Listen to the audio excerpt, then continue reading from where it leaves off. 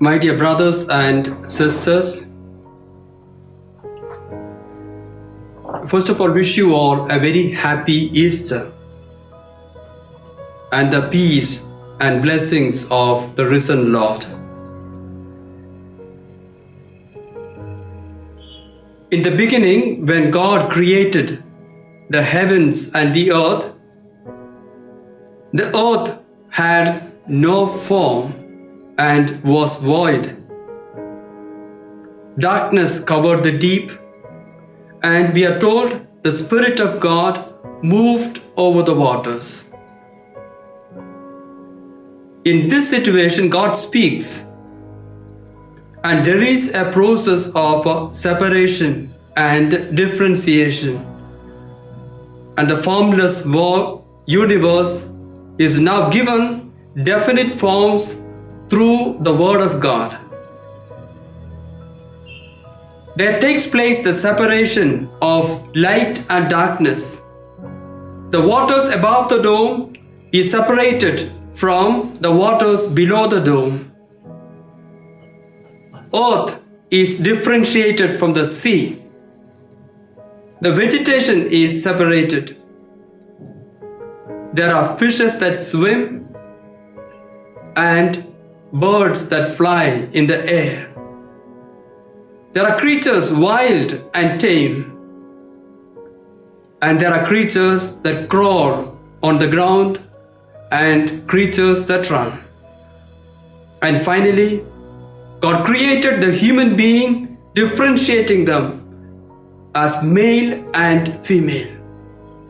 Thus we see the completion of creation. Void, formlessness, darkness, these are all overcome, and the whole universe is brought into existence through a process of separation and differentiation. The Gospel of the day speaks to us of the first day of the new creation, the day of the resurrection of the Lord. The setting is early morning, where there is lack of separation of day and night. There is once again a void, the empty tomb. Mary of Magdala, Peter, and John experience the formlessness and void.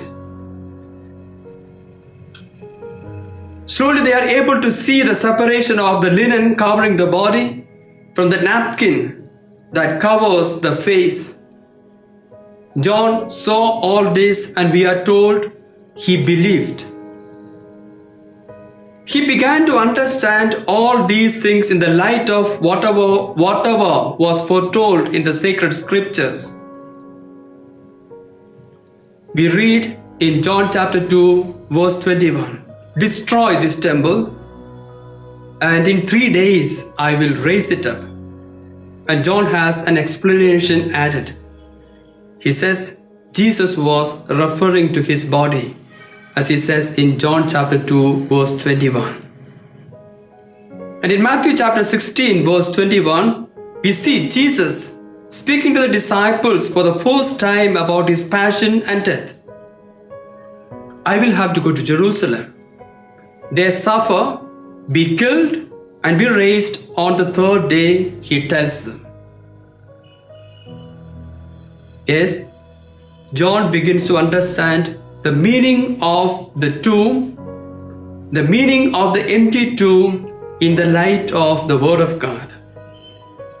My dear brothers and sisters, there are situations in our own life when we all experience void and emptiness, lack of clarity, lack of separation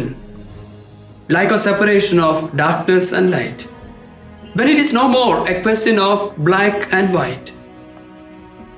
In such moments of void and formlessness, we need to let in the light of the Word of God and the Spirit of God.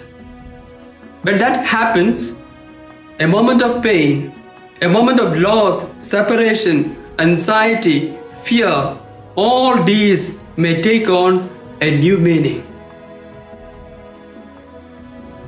May the risen Christ light up the darkness of our lives.